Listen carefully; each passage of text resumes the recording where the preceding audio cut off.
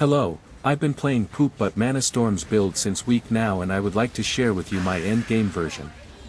To understand the mechanic behind the build I recommend you to go to Poopbutt video since I will not explain it again. And as a disclaimer, it is not a one press button build. You have to press Arcane Cloak, Convocation and any additional spell regularly to make Manastorm effect activated. Otherwise you will not deal any damage. Looking back to the season, I can definitely say that this build can do pretty much all the content of the game and that it would be a mistake to not give it a try since this Manastorm mechanic with the Runegraft of Recompense may disappear next leap. The build has high DPS and tankiness and associated with the Mercenary it is pure blaster. Let's give a look to the end game adaptation. As you can see, with a proper setup POE taking into account the Mercenary, we can reach more than 400 million DPS and more than 400,000 effective hit pool. Let's focus on the offensive layer first. We want crit chance, mana, spell damage and attack speed. An accumulator wand with the following stats will be the best in slot. Nemes is also very important. I have tested with and without and I find the DPS very inconsistent without. To be able to keep the accumulator wand, don't forget the series foible. If you can have it with a corrupted additional curse implicit, it allow you to anoint it with a mana node for a massive DPS boost. Speaking about mana, you want to have the highest amount of mana possible since it will synergize with your Manastorm Shield and Arcane Cloak spell.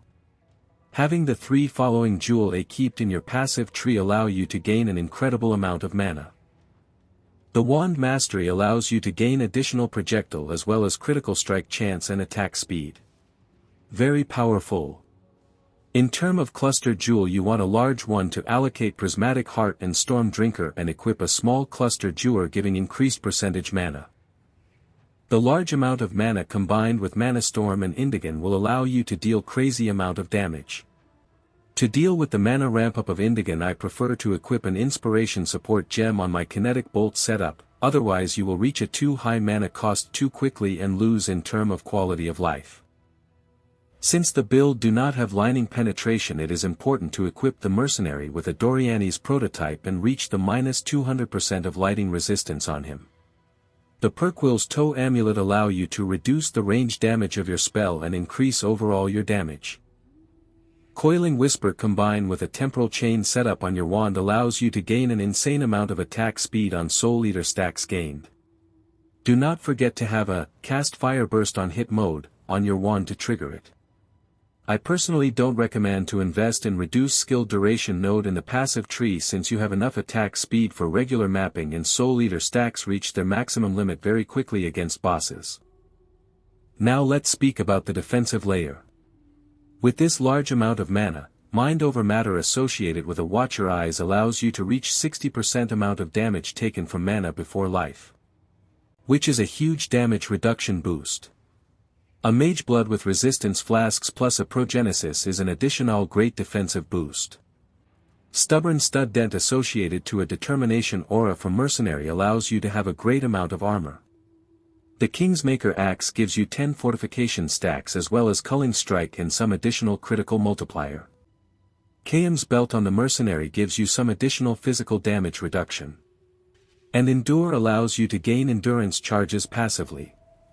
Combined with Accumulator Wand and Charges Mastery, you will always be at 3 endurance charges, even against bosses.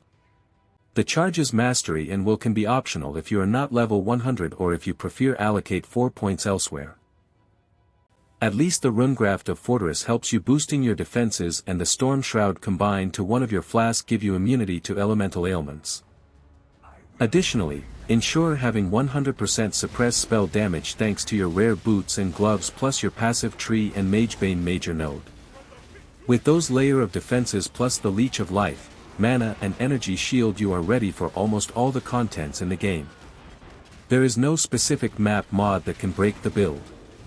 You can have Reflect immunity with your chest implicit plus the Pantheon.